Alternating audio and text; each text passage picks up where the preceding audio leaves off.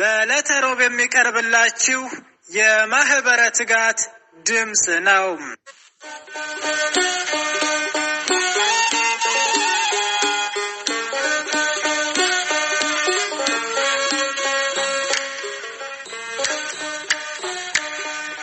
በስመ አብ ወወልድ ወመንፈስ ቅዱስ አሐዱ አምላክ አሜን። ክርስቶስ ተንሥአ እሙታን በዐቢይ ኃይሎ ስልጣን አሰሮ ለሰይጣን አግዓዞ ለአዳም ሰላም እምይእዜሰ ኮነ ፍስሐ ወሰላም። በሊቃውንት አጠራር አልቃሻው ነቢይ በመባል የሚታወቀውና ከአራቱ አበይት ነቢያት አንዱ የሆነው በእናቱ ማኅፀን ሳለ የተመረጠ ታላቁ ነቢይ ቅዱስ ኤርምያስ በግንቦት 5 ዕለት በሰማዕትነት አረፈ። ኤርምያስ ማለት እግዚአብሔር ከፍ ከፍ ያደርጋል ማለት ነው። ከአራቱ አበይት ነቢያት አንዱ ሲሆን መጽሐፍ ቅዱስ እንደሚነግረን አባቱ ኬልቅያስ ይባላል። እናቱ ደግሞ ማርታ እንደምትባል የቤተ ክርስቲያን ቅዱስ ትውፊት ያስረዳል። አገሩ በኢየሩሳሌም አቅራቢያ ካለው ከተማ ከአናቶት ነው። ትውልዱም ከካህናት ወገን እንደነበረ ተጽፏል። ትንቢተ ኤርምያስ ምዕራፍ 1 ከቁጥር 1። ሰላም ጤና ይስጥልን ውድ አድማጮቻችን፣ ትጋት የአባ ዮሐንስ የመንፈስ ቅዱስ ፍሬዎች እንደምን ሰነበታችሁ? የእግዚአብሔር ሰላም በያለንበት ከሁላችን ጋር ይሁን፣ አሜን። ይህ በዕለተ ረቡዕ ተዘጋጅቶ ወደ እናንተ የሚቀርብላችሁ መንፈሳዊ ዜና መርሃ ግብራችን ነው። በዛሬው ዜና አተታችን ነቢየ እግዚአብሔር ኤርምያስ በሚል ይዘንላችሁ ቀርበናል። ከዜናው ጋር አብረናችሁ ቆይታ የምናደርገው እኔ ወንድማችሁ ፍስሐ ገብረ ሚካኤልና እህታችን ቃል ኪዳን ወለተ ሥላሴ በጋራ በመሆን ነው። እስከ መርሃ ግብራችን ፍጻሜ አብራችሁ እንድትቆዩ እየጋበዝኩ ወደ ዝርዝር ዜናው አልፋለሁ። ነቢዩ ኤርምያስ ለነቢይነት የተለየው ከእናቱ ማኅፀን ጀምሮ ነው። ትንቢተ ኤርምያስ ምዕራፍ 1 ከቁጥር 6 ይኸውም እንደ ነቢዩ ሳሙኤል እንደ መጥምቁ ቅዱስ ዮሐንስ ማለት ነው። አንድም ሐዋርያው ቅዱስ ጳውሎስ በእናቴ ማኅፀን ሳለሁ የለየኸኝ እንዳለው ነው።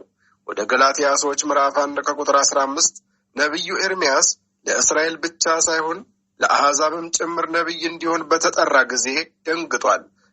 አንድም ሕፃነ አእምሮ ነኝና ወዮልኝ በማለት አመንትቷል። በኋላ ግን እግዚአብሔር እስራኤልና አሕዛብን ከአምልኮተ ጣዖት ወደ አምልኮተ እግዚአብሔር ከገቢረ ኃጢአት ወደ ገቢረ ጽድቅ ትመልሳቸዋለህና ሕፃን ነኝ አንድም ሕፃን አእምሮ ነኝ አትበል ተብሎ በተሰጠው ተስፋ መሰረት በረታ። ነቢዩ ቅዱስ ኤርምያስ እንደ ነቢዩ ኢሳይያስ በበትር የምትመሰል የአምላክ እናት የቅድስት ድንግል ማርያምን ምሳሌ በለውዝ በትር አምሳል ተመልክቷታል። ትንቢተ ኤርምያስ ምዕራፍ 1 ከቁጥር 11 በተጨማሪም ከሁለት ደቀ መዛሙርቱ ከባሮክና ከአቤሜሌክ የእመቤታችን ምሳሌ የሆነች አዝቀበለስ በንስር አንገት የተላከለት ታላቅ ነቢይ ነው። ቅዱስ ኤርምያስ የእግዚአብሔርን አምልኮና ሕግ በመተዋቸው ተጠበቁ፣ ንስሐ ግቡ፣ የእግዚአብሔር ቁጣው በላያችሁ እንዳይመጣ ብሎ የእስራኤል ልጆች ገሰጻቸው። ሁለተኛም ወደ ፈጣሪያችሁ እግዚአብሔር ካልተመለሳችሁ የከላውዴዎንን ንጉሥ ናቡከደነጾር በላያችሁ እርሱ ያስነሳዋል ብሎ ትንቢት ተናገረ። እንደ ቃሉም ሆነ። ዳግመኛም ሕዝቡ ተማርከው 70 ዘመን በምርኮ እንደሚኖሩ ትንቢት ተናገረ። ደግሞም የክብር ባለቤት ጌታችን ኢየሱስ ክርስቶስ ለኩነተ ሥጋ እንደሚመጣና መከራ እንደሚቀበል የአስቆሮጡ ይሁዳም እንደሚሸጠውና የሽያጩንም ዋጋ 30 ብር እንደሚቀበል ተናገረ። በነቢዩ ዘመን በይሁዳ ነግሰው የነበሩት ነገስታት 5 ናቸው። እነሱም 1 ባዕድ አምልኮን ለማስወገድ የእግዚአብሔርን ቤትና አምልኮ ለማሳደስ ብዙ የደከመው በሞቱም ነቢዩ ያለቀሰለት 2ኛ ዜና መዋዕል ምዕራፍ 34 ከቁጥር 35 ኢዮስያስ 2 በነገሰ በ3ኛው ወር የግብፅ ንጉሥ አስሮ የወሰደው የኢዮስያስ ልጅ ኢዮአክስ ሶሎም 2ኛ ዜና መዋዕል ምዕራፍ 36 ከቁጥር 1 እስከ 4 ትንቢተ ኤርምያስ ምዕራፍ 22 ከቁጥር 10 እስከ 12 3 ፈርዖን ኒካኡ በወንድሙ በኢዮአክስ ምትክ በይሁዳ የነገሰው አስቀድሞ ለግብፅ በኋላም ለባቢሎን የተገዛው 2ኛ ዜና መዋዕል ምዕራፍ 36 ከቁጥር 4 እስከ 8 11 የንግስና ዘመኑ እጅግ ክፉ የነበረው ትንቢተ ኤርምያስ ምዕራፍ 22 ከቁጥር 13 እስከ 19 የእግዚአብሔርን ቃል በመናቅ ኤርምያስን የተቃወመው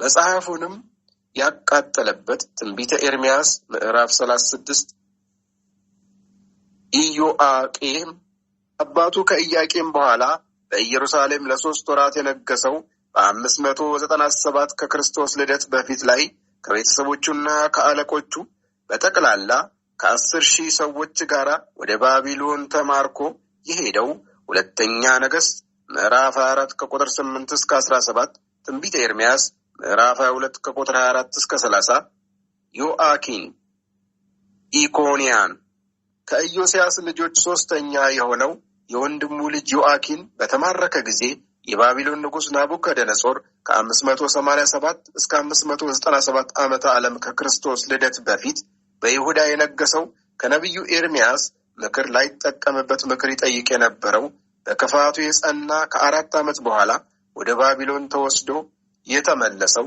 ትንቢተ ኤርምያስ ምዕራፍ 51 ከቁጥር 59 በኋላ ላይ በግብጽ ተማምኖ ባቢሎን ንጉሥ ላይ ያመፀው ከዓመት ከመንፈቅ በኋላ ተይዞ የተማረከና እውር ሆኖ በግዞት ቤት ሳለ የሞተው ነቢዩ ኤርምያስ የነበረበት ነባራዊ ሁኔታ ነቢዩ ኤርምያስ አገልግሎቱን የጀመረው የይሁዳ ንጉሥ ኢዮስያስ ከ640 እስከ 609 ከክርስቶስ ልደት በፊት በነገሰ በ13ኛው ዓመት ላይ ነበር። ይኸውም በ626 ከክርስቶስ ልደት በፊት መሆኑ ነው። ይህ ዓመት ደግሞ እጅግ በጣም ወሳኝ የሆነ ወቅት ነበር። በአንድ በኩል ንጉሥ ኢዮስያስ ባዕድ አምልኮን ለማስወገድ የእግዚአብሔርን ቤትና አምልኮ ለማሳደስ ከጀመረ 1 ዓመት ሆኖታል። በሌላ በኩል ደግሞ ባቢሎናውያን ከአሦር አገዛዝ ነፃ ለመውጣት 1 ዓመት ይቀራቸው ነበር። ስለዚህ ነቢዩ ኤርምያስ አገልግሎቱን የጀመረው በቤተ ክህነቱ በፖለቲካዊ ወሳኝ ኩነቶች የሚፈጸምበት ሰዓት ላይ ነበር ማለት። ከዚሁ ጋር በተያያዘ የሰሜኑ ክፍለ ሕዝብ ወደ ሶርያ ተማርኮ ከፈለሰ ገና 100 ዓመቱ ነው። የተማረኩትም በ722 ከክርስቶስ ልደት በፊት መሆኑ ከዚህ በፊት መነጋገራችንን ያስታውሱ። የሕዝቡን ግብረ ገብነት ስንመለከት ደግሞ በቤተ መቅደስ ሄደው መስዋዕት ስላቀረቡ ብቻ እግዚአብሔርን ከልባቸው ያመለኩት ይመስላቸው ነበር። እግዚአብሔር ግን ከመስዋዕት ይልቅ ልብን ነው የሚፈልገው። ይኸውም ሊቀ ቅዱስ ዮሐንስ አፈወርቅ እግዚአብሔር ከወርቃማ መስዋዕት ይልቅ ወርቃማ ነፍሳትን ይሻል እንዳለው ነው። ነቢዩ ኤርምያስ ይህን የግብዝነት ምልልሳቸውን እንዲያስተካከሉ ነገራቸው። መጻተኛውን ድሀ አደጉን መበለቲቱንም እየበደሉ እልፍ ጊዜ መስዋዕት ማቅረባቸው ቤተ መቅደሱን የወንበዴዎች ዋሻ ማድረግ እንደሆነም አሳስባቸው። ትንቢተ ኤርምያስ ምዕራፍ 7 ከቁጥር 8 እስከ 10 ካልተመለሱ ግን እነሱ በባዕድ ንጉሥ እንደሚማረኩ ቤተ መቅደሱም እንደሚፈርስ በቤተ መቅደስ በር ሆኖ በመጮህ በግልጽ ነገራቸው። ትንቢተ ኤርምያስ ምዕራፍ 7 ከቁጥር 4 ሕዝቡና ካህናቱ ግን አላመኑትም፣ ይባስም ብለው መቱት። ትንቢተ ኤርምያስ ምዕራፍ 20 ከቁጥር 2 በእግር ግንድ ያዙት፣ በጭቃ ጉድጓድ ጣሉት፣ 2 ጊዜም አሰሩት። ትንቢተ ኤርምያስ ምዕራፍ 37 ከቁጥር 13 እስከ 21 አብዷል አሉት። ትንቢተ ኤርምያስ ምዕራፍ 29 ከቁጥር 26 ተወዳጆች ሆይ እኛስ መጻተኛውን አልበደልንምን? ድሀ አደጉንስ አላንገላታንምን? መበለቲቱንስ አላስከፋናትምን? ይህን እንድናስተካከልስ እግዚአብሔር ስንት ጊዜ ተናገረን? ታዲያ ቤተ መቅደሱ ሰውነታችን እስኪፈርስ ድረስ እየጠበቅን ነው ወይስ እንደ ነቢዩ ቃል ተመልሰናል? እግዚአብሔር እስከ ዛሬ ድረስ የጠበቀን ኃጢአታችን ከኃጢአታችን ጋር ተስማምቶ ሳይሆን የንስሐ ጊዜ ሲሰጠን ነው። ውድ አድማጮቻችን፣ ትጋት የአባ ዮሐንስ የመንፈስ ቅዱስ ፍሬዎች እነሆ ዘገባችን እንደቀጠለ ነው። ቀጣዩን ዘገባ እህታችን ቃል ኪዳን ወለተ ሥላሴ ታቀርብልናለች። በድጋሚ አብራችሁን ቆዩ።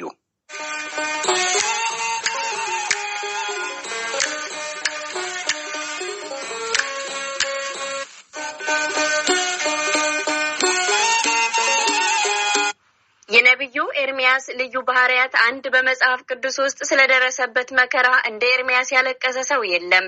በስነ መለኮት ምሁራን ዘንድ አልቃሻው ነቢይ እየተባለ መጠራቱም ይህንን ባህሪውን የሚያመለክት ነው። ሰቆቃው ኤርምያስን ማንበብም ይህንን ሐሳብ ግልጽ ያደርግልናል።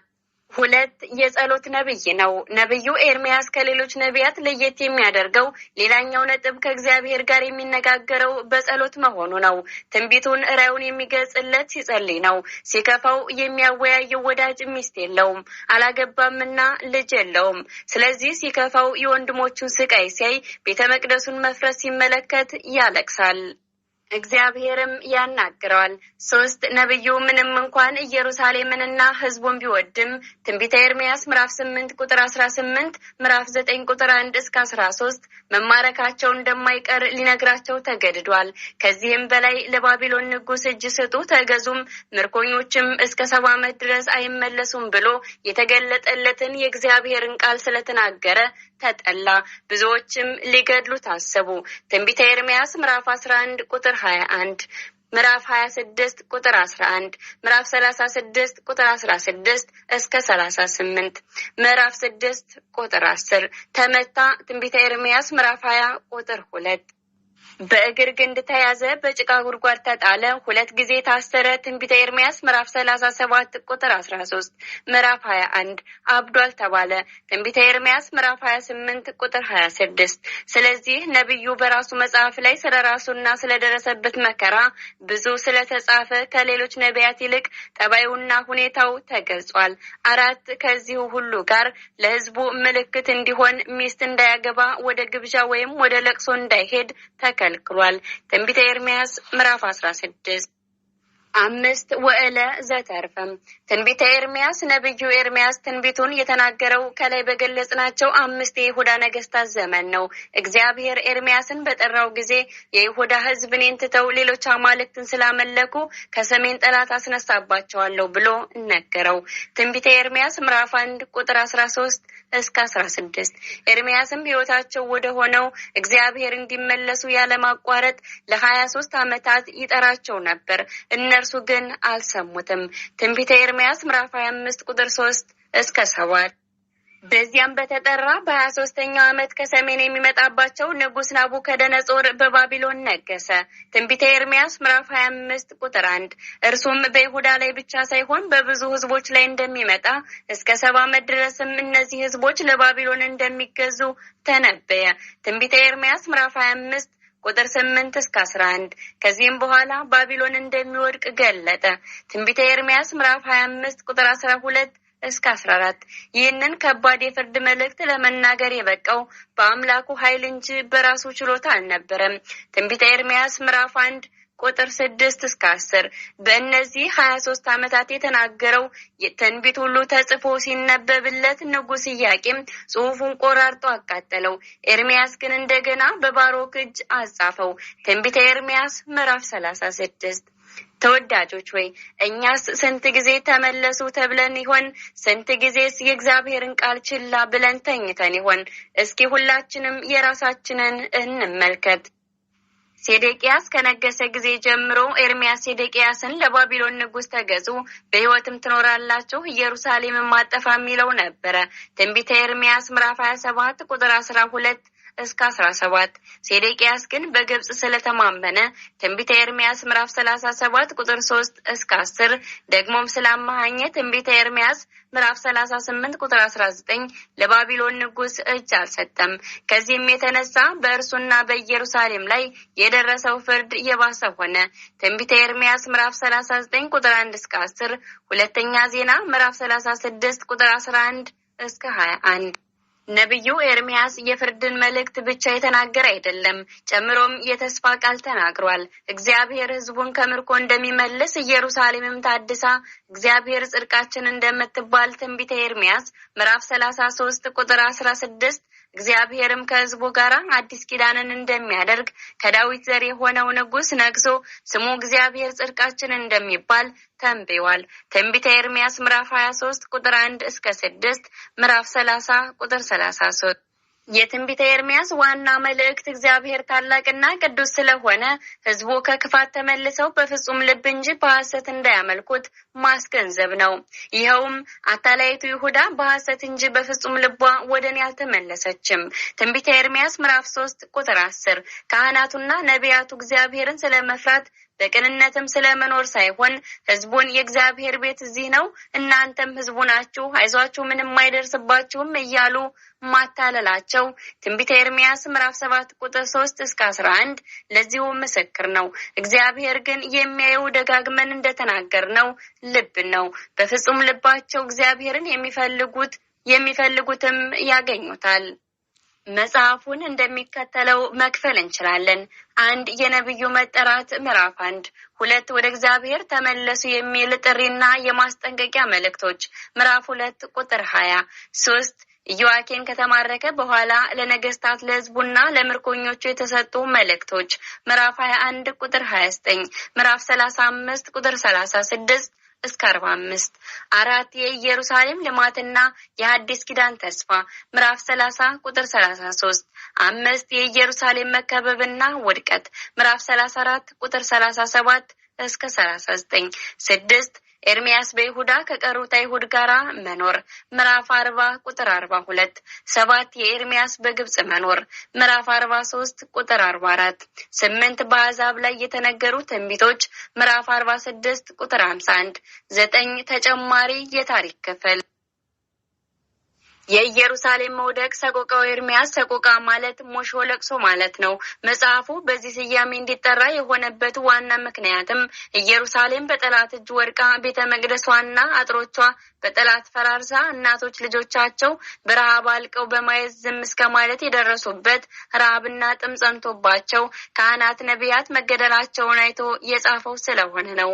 መጽሐፉ 5 ምዕራፎችን የያዘ ሲሆን በውስጡ ከለቅሶ በተጨማሪ የእግዚአብሔር ቁጣና ቅጣት እንዲሁም ስለ ተስፋ ድህነት በስፋት ተገልጾበት ተረፈ ኤርሚያስ የሰቆቃው ኤርሚያስ ቀጣይ ክፍል ነው። መጽሐፉ ስለ ጣዖት አምልኮ ከንቱነት በስፋት ስለሚያትት አርያ መጽሐፉ ኤርሚያስ ፊት የጻፈውን መጽሐፍ የሚመስል መጽሐፍ አንድም የጣዖትን መልክ ለይቶ የሚያሳይ መጽሐፍ ተብሎ ይጠራል።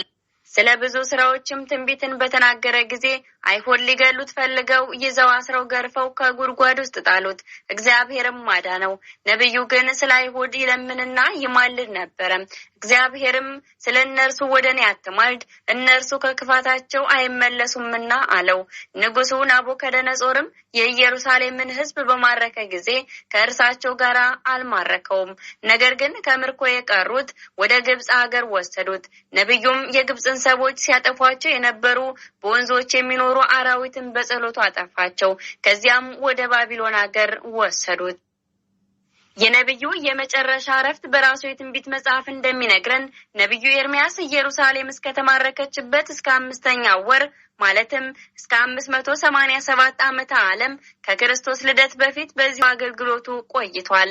ትንቢተ ኤርሚያስ ምዕራፍ 1 ቁጥር 3 ግንቦት 5 ቀን የሚነበበው ስንክሳር እንደሚነግረን ነብዩ ኤርሚያስ ያረፈው በዚያም የእስራኤል ልጆች ከምርኮ እስኪመለሱ ትንቢት እየተናገረ ሕዝቡን ሲያስተምር ኖረ።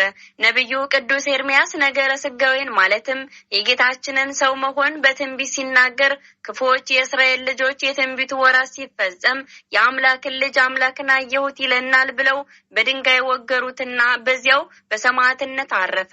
ትንቢተ ኤርሚያስ ምዕራፍ 11 ቁጥር 54፣ ዕብራዊ ምዕራፍ 11 ቁጥር 37። የቅዱሱ ነብይ በረከቱ ይደርብን፣ አሜን። ውድ አድማጮቻችን ትጋት የአባታችን የአባ ዮሐንስ የመንፈስ ቅዱስ ፍሬዎች የተዋህዶ ልጆች ሆይ እነሆ ነብየ እግዚአብሔር ኤርሚያስ ከሚለው የዜና ሀተታችን ብዙ ትምህርት እንዳገኛችሁበት ባለሙሉ ተስፋ ነን። ሰላም ወስብሐት ለእግዚአብሔር ወለወላዲቱ ድንግል ወለመስቀሉ ክቡር አሜን። ይቆየ